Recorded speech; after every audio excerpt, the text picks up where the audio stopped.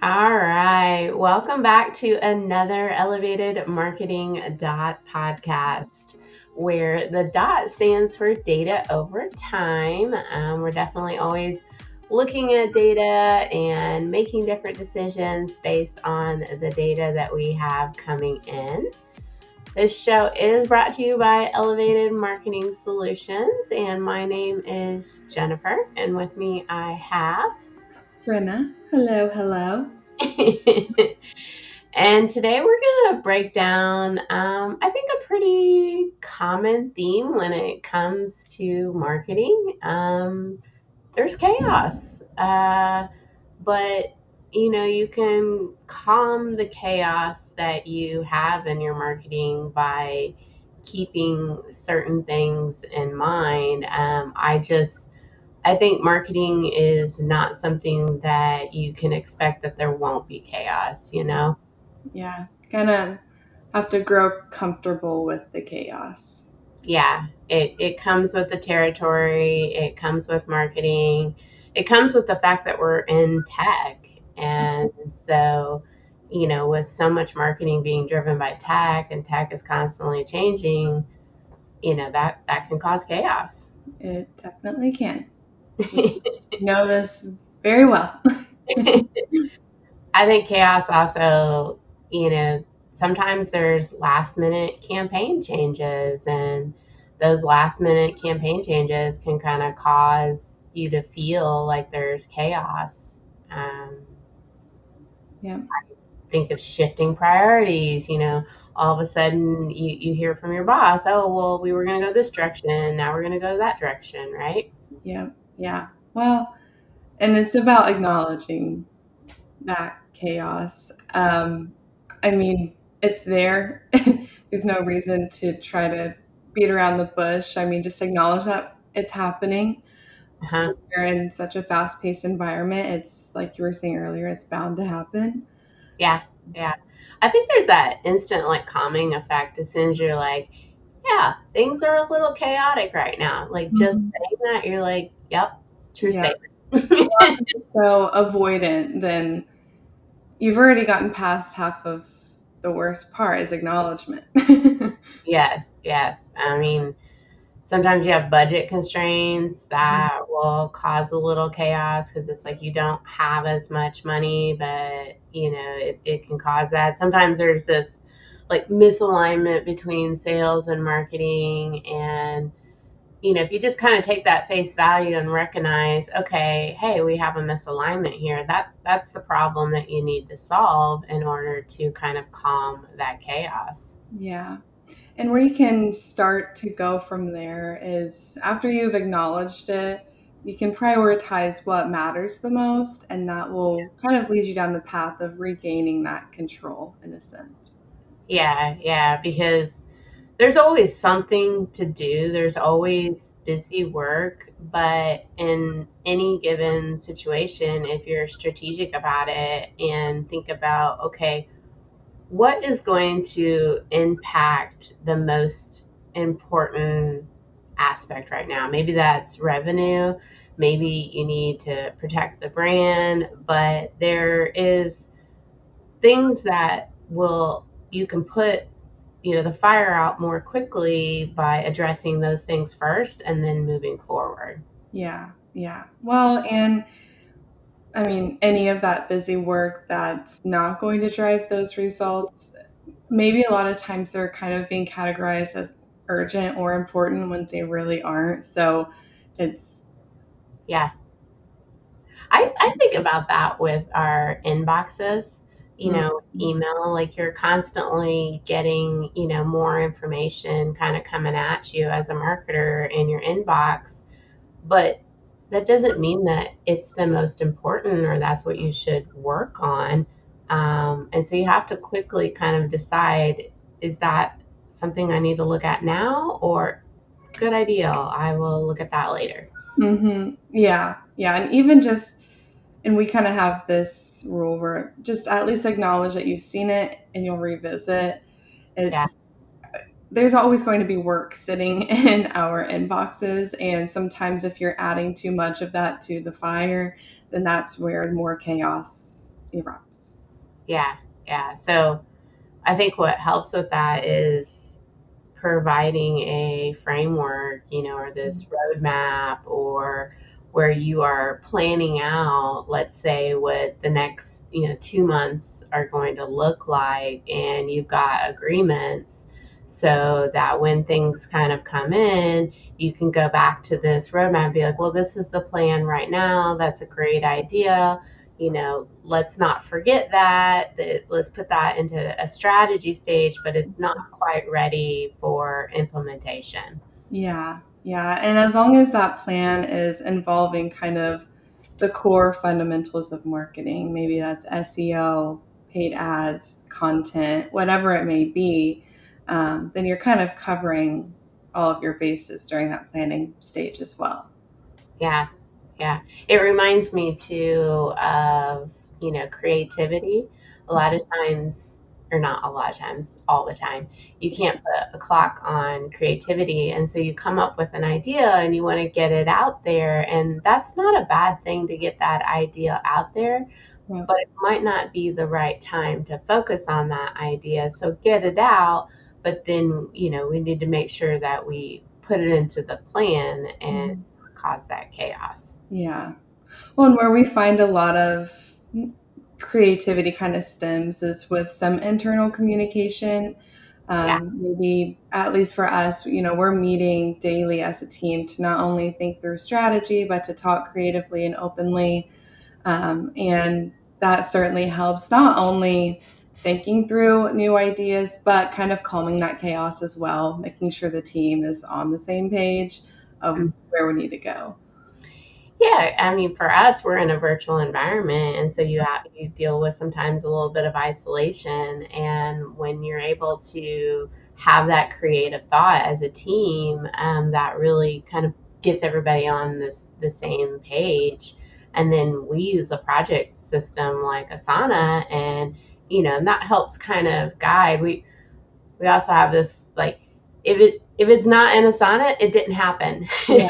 Yeah. And so everything needs to go into a task, but it's about organizing, that information and tasks so that the most logical thing happens first. Yes, and the organization of it all, I mean, that's like the epitome of calming chaos.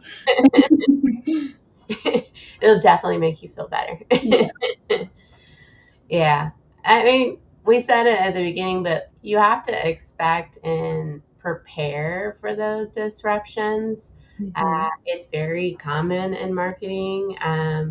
You know, maybe you have an algorithm change, and so a platform all of a sudden favors you doing marketing this way versus that way. And that's a disruption. And you have to think about, okay, is that something I need to pay attention to? Or is that something that I can let go right now because it's just not fully developed? Mhm. Yeah. Well, and if you're expecting there to be disruptions, a lot of times we don't know what it is yet, but if you're building maybe some evergreen content that can kind of withstand and withhold even during those disruptions, or at least make it a little bit easier on you to adapt to those, Yeah, then I think that's crucial. yeah. Um, you should always have that evergreen content that no matter what the situation, this is still relevant and you should still have that. So when you're building out your marketing plan, I think that's a really good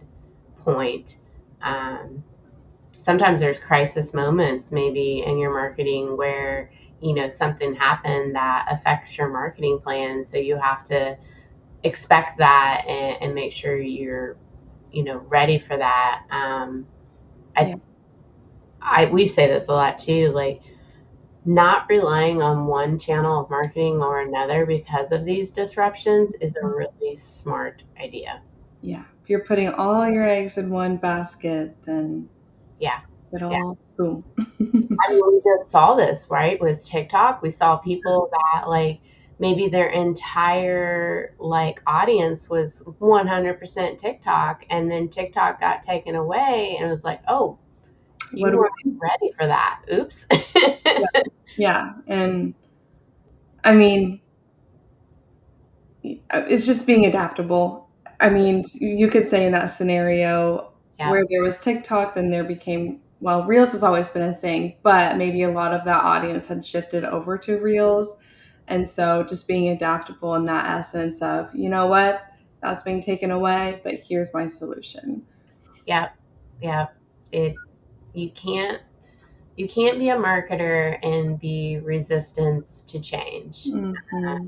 You have to actually be the opposite and be have agility and be like, okay, like it's moved this way or it's moved that way. And we could take the whole culture of AI, and that you got to be agile enough to move quick enough to adjust and move forward.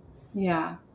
Embrace like the fast paced environment. That's really, I mean, you have Mhm. to be ready for it. It's coming whether you want it to or not. Yeah. And you gotta keep your pulse on trends, but you can't have shiny object syndrome. You can't like cause chaos by like, okay, well, I'm gonna drop everything else and I'm just gonna go straight towards this, new tactic or this new channel. And no, like you should, like you just said, have that kind of evergreen content that you're always putting out. Hmm. Yeah. Yeah. Out.